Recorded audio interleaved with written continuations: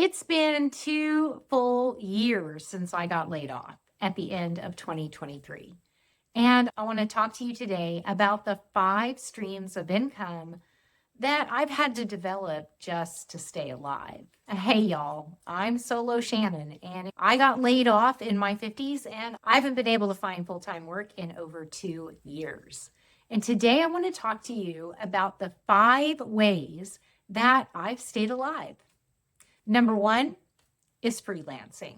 I started freelancing on Upwork and Fiverr pretty quickly after getting laid off. And I found that it was pretty much a race to the bottom. There is so much competition on those platforms that you really can't charge very much or you won't get any work at all. I recently deleted my Fiverr account and I will never go back. I am still on Upwork, but I'm not even sure how much longer that will last. There are a lot of problems on these platforms, and freelancing has become increasingly difficult. My second stream of income is Amazon. I have a lot of Amazon affiliate links out there in a variety of blog posts that I've written over the years and UGC videos that I have made during my freelancing time that have my Amazon affiliate tag in them. So I do earn a small amount of commissions every single month from Amazon for my affiliate marketing. That has provided me with a pretty consistent monthly income, although it isn't very much. I know if I put more time and effort into building out those affiliate links in multiple locations, not just on blog posts that don't get a lot of traffic anymore, that I would see an increase in that income. And that is something that I am going to be focusing on. Next, I have a few low to medium content books on KDP that bring in a consistent amount of money each month. But again, it is not very much. I am looking to grow my KDP business like crazy in Q4. And I will be sharing that with you here on this channel, the books that I'm going to create, why I created them, and how I created them. And next up is eBay. I've been an eBay seller since the 90s, and I don't do it as like a full-time thing. I never have. I just do it when I can pick up items that I think will resell at a good profit. If I find something at the flea market or at a garage sale, you probably have a lot more things than you think you do that are of value and that people are searching for on eBay. And when I needed money, I just opened up the eBay app with my phone and I used the little camera feature on there.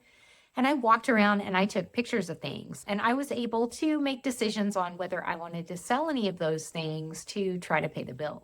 But it makes it really easy to just use the little camera feature right inside the eBay app to see what that exact item is selling for right now. My fourth stream of income is my Etsy shop. I have started to make some sales without running any ads, and I don't even have that many products. I've been focusing on keywords and underserved niches on Etsy for digital products. And I'm going to go into a lot more detail on how I decide what products to make and how I build my digital products and list them on Etsy.